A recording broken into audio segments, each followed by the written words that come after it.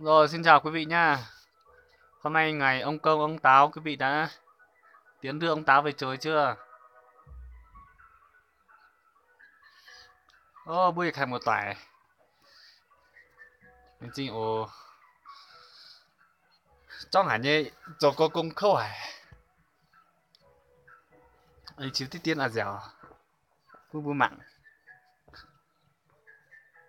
Đó, rồi lạnh bên này. Phơi quần áo như này mới chất.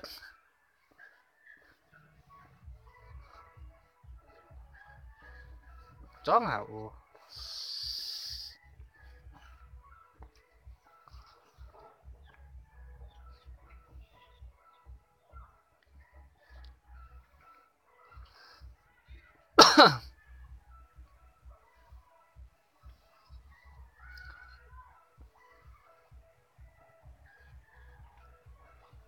Đây có một cái ớt cảnh này.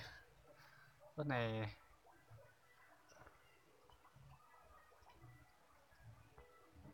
đó.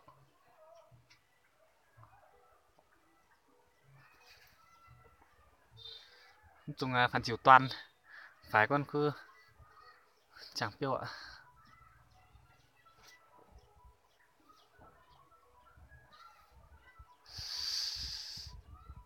Đó, trời lạnh lắm. Phải lạnh nhưng mà phải giặt quần áo phơi như này mới chốt này các bác này. Trong hẳn như quân sử dụng hết đi cứ đi hồ. Đây ở trên bản là chỉ phơi quần áo như này thôi. Đây ở trên này nữa này. Đó. Trong tấm mắc gai quý mắc gai.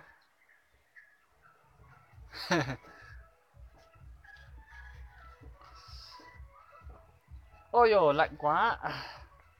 Quý vị ơi, lạnh kinh khủng khiếp luôn. Châu bò thi nhau chết, con người cũng sắp đi rồi. Ngồng mã chung đoạn rừng choang hả.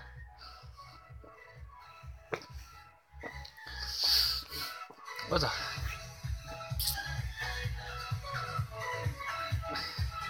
Làm việc nhiều quá nghỉ ngơi một tí mà. Đây, hôm nay làm việc đây này. Đó. Đây đang dán dở đây.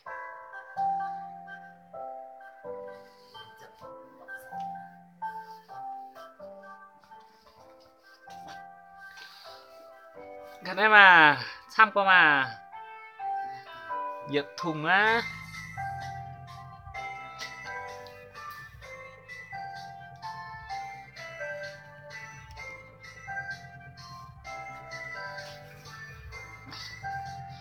Mình ra nó tọt rất là với mình dẻo.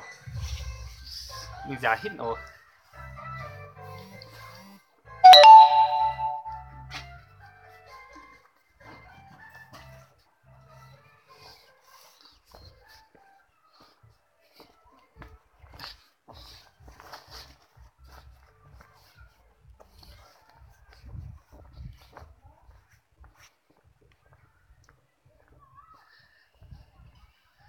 Mình dẻo tăng.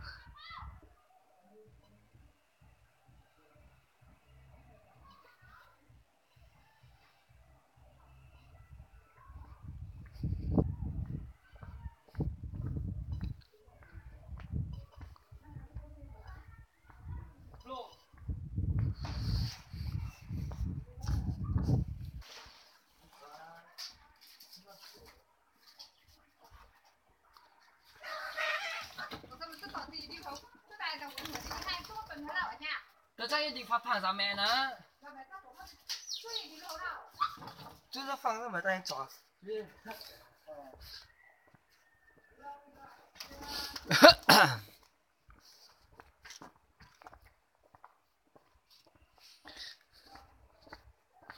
Đó. Đi loanh quanh.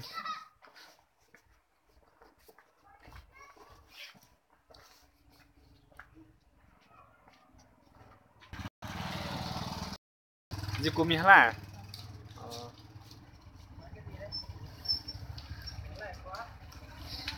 Mà vỡ. Ờ.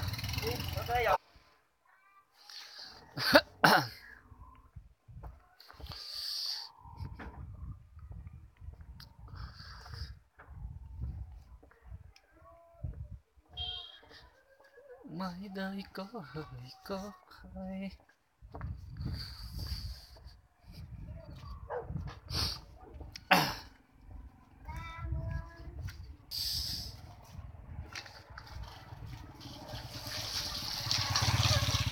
Rồi.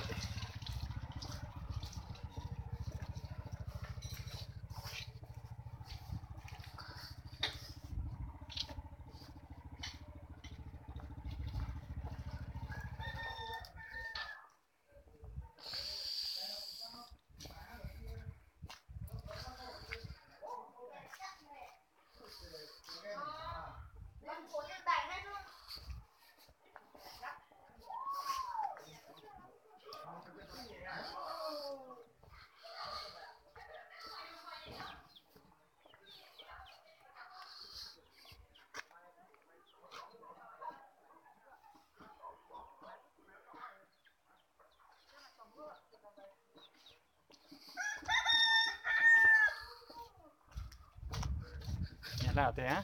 Đó, để ha. Dạ.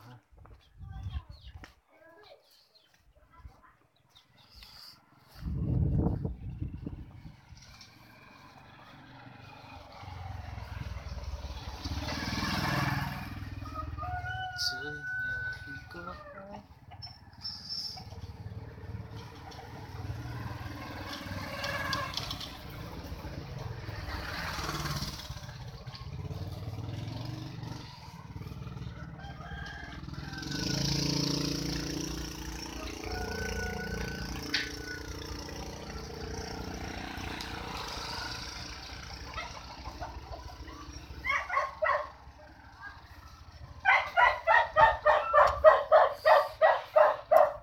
Chẳng trước cao đấy có.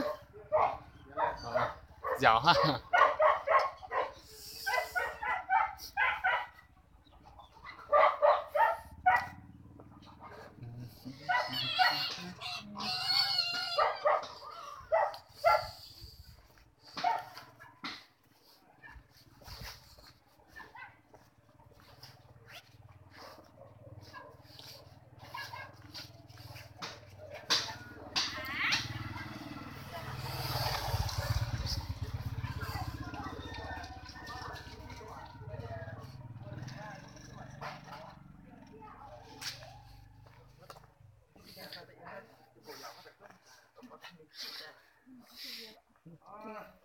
Chanh 1 cân à?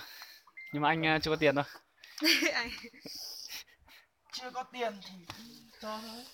Căn bản hôm nay đi chơi thôi không mang tiền. Đi quay sáng. Mà mình tôi quay cho vui vậy lại xin. Cút chủ nhà lô. Mấy chứ không phải lo. Có gì bạn đợi tao để tiền. Không tí chuyển 2 trong cả ỏ.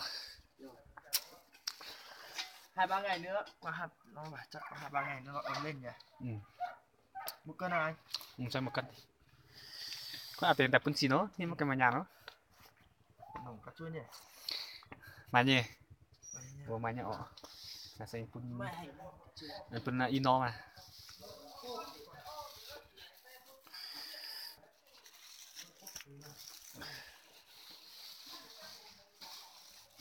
Nhà con này bắt chụp Tết vào à? Mùng 3 quá. Mùng 3. 20 nhịp. Rồi, Mùng xin 3. nhé.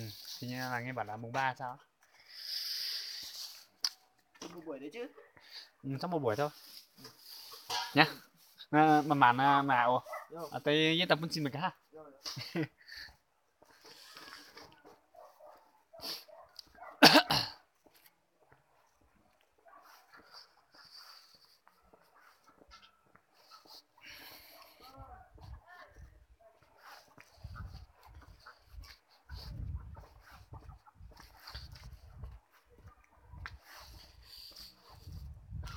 mình là người sao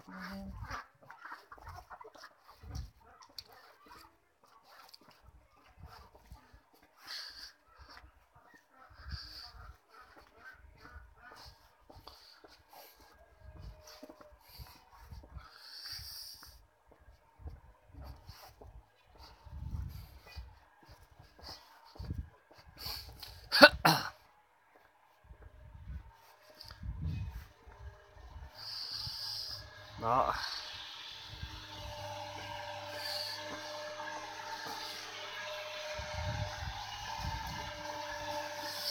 Này in hai quảng chủ tài liệu được một cân độ hả chỗ thằng Hòa bán đây, thằng Hòa ấy, thằng Diên Hòa, Diên Hòa ấy là hát mải ở đâu á, còn ha đo anh Phù mua quán vợ, anh Phù Điểu vợ, yo con chạy đi.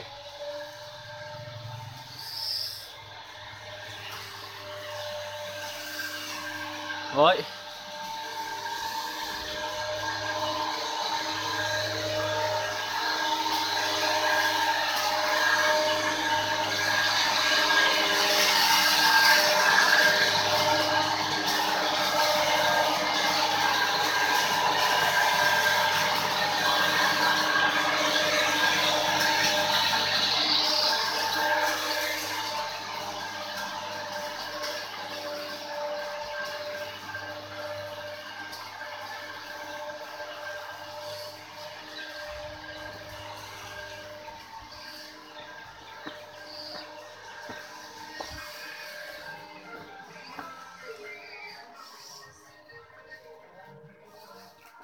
này là tu chân cổ nó ra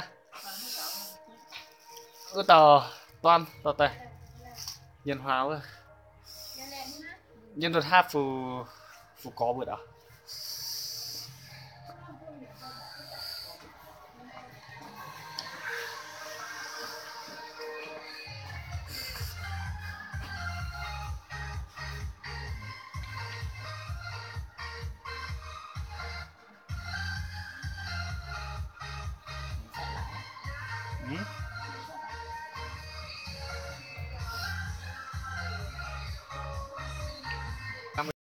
tớ thế làm luôn